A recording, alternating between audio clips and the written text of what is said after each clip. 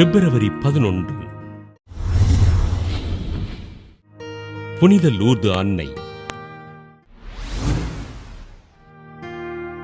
கிபி 1858 பிப்ரவரி 11 நாள் பிரான்ஸ் நாட்டின் லூர்து நகரில் சிறுமி பெர்னதத்திற்கு மசபியேல் குகையில் காட்சி அளித்தார் புனித மரியன்னை.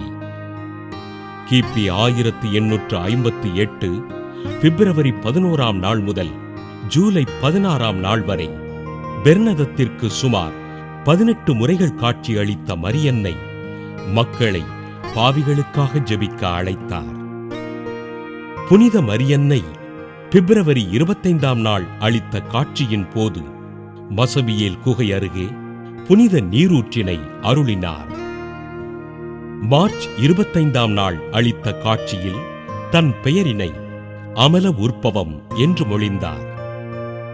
கிபி 1862 ஆண்டு ஜனவரி 18 நாள் லூர்து நகரில் அன்னை அளித்த காட்சிகளை திருச்சபை ஏற்றுக்கொண்டது.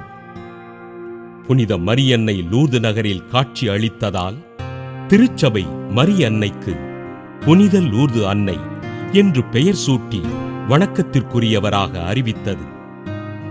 1862 ஆண்டுகளில் லூர்து நகரில் புனித லூர்து அன்னை மக்களின் நோய்களை நீக்கி அற்புதங்கள் செய்தார்.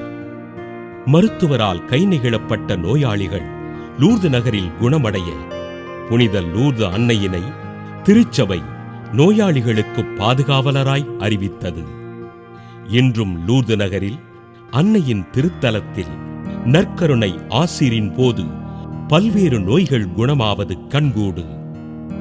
நோயினால் வருந்துகின்ற நம் குடும்பத்தினரையும் நமது நண்பர்களையும் அன்னையின் திருப்பாதம் அர்ப்பணித்து ஜெபிப்போம்.